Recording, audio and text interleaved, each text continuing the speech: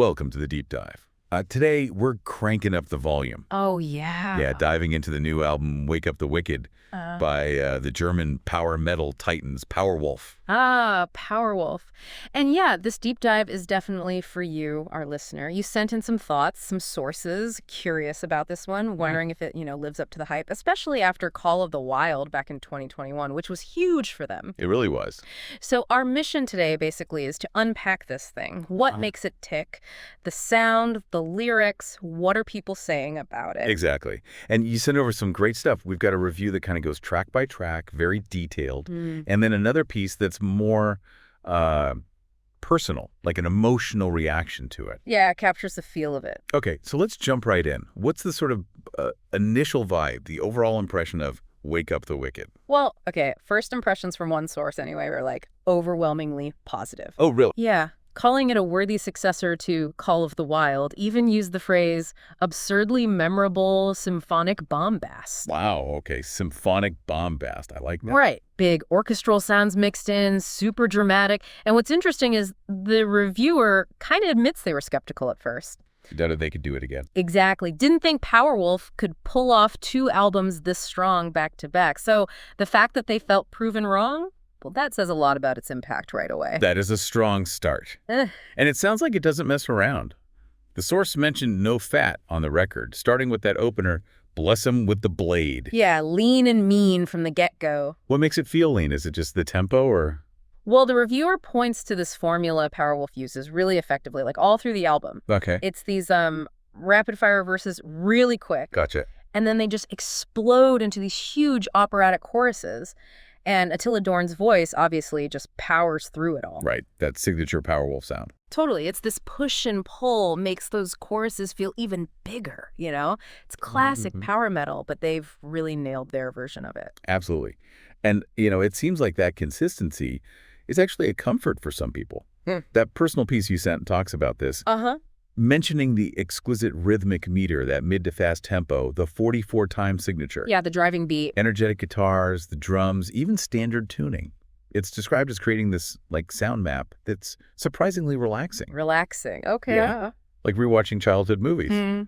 Which, I gotta say, is kind of funny for an album called Wake Up the Wicked. It is a weird contrast, isn't it? It kind of makes you think about expectations, right?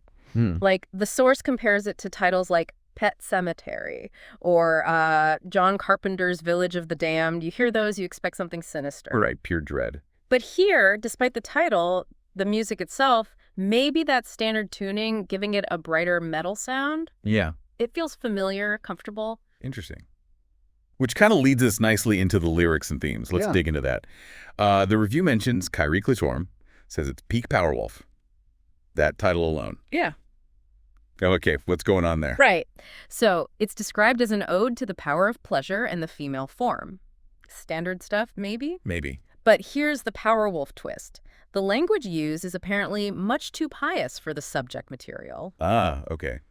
That sounds like them. Yeah, totally. Tongue-in-cheek, mixing the sacred and the, well, not so sacred. The reviewer loved it. Catchy verses, even catchier chorus, big symphonic bridge, all the hallmarks. That's like playful blasphemy, kind of? Kind of, yeah. With a wink. But it's not all like that, apparently. The review also points out moments that are surprisingly respectful, like a historical track about Joan of Arc. Oh, okay. So they can be serious, too. Exactly. It's that contrast again. They've got the wild stuff, like Thunder Priest, which is called a confidently silly anthem about a murderous clergyman. Nice. And it apparently even musically references the opening track. So they're building connections within the album. Weaving it together. Yeah. And what about the closer, Vargamore? That sounds like it fits into their whole werewolf lore thing. Yeah, exactly. It's described as folksy, and it's about a swamp witch character they've used before. Right, building their mythology. Yeah, connecting back to earlier albums. Yeah. Shows they're committed to that world they've built. And the reviewer thinks a lot of these lines, these vocal parts, could definitely become fan anthems down the line. Makes sense. And speaking of vocals, there's a really interesting comparison made for Attila Dorn. Oh, yeah. Likening him to Hansi Kirsch from Blind Guardian. Wow. High praise. But adding that Dorn has this extra warmth and security. That is high praise. And it kind of reinforces that, yeah, it's theatrical, it's over the top, but there's real musical talent there. For sure. The reviewer even said it made them want to put on a warrior outfit and fight for justice. Okay, so the music definitely evokes something strong. Clearly. Yeah. That energy just comes through. Okay, so sound, themes, clearly hitting the mark for some. What about the nuts and bolts, the arrangements, the production? The sources talked about that too, right? Oh, absolutely. Big focus on the mastery of musical arrangements, creating these huge, epic atmospheres. Give me an example. Okay, so Thunder Priest, fast tempo, wonderful polyphonic choruses, multiple vocals weaving together. Right, that layered sound. Exactly. Then there's We Don't Want to Be No Saints, which apparently has a magical children's chorus. A children's chorus. Yeah, before a catchy instrumental bit.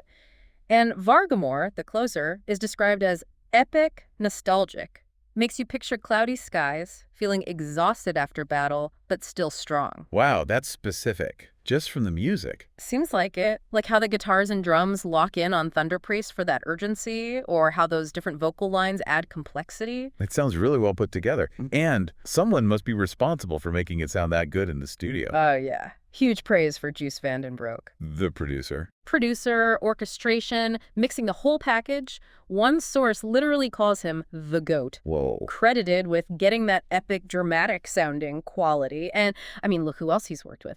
Blind Guardian, Nightwish, Arion, Epica. Okay, yeah, that's a serious resume. Right. So his skill is definitely a big part of the Powerwolf sound on this record. So we've got loads of positive takes, memorable songs, cool themes, top-notch production. But, can't all be sunshine and rainbows, can it?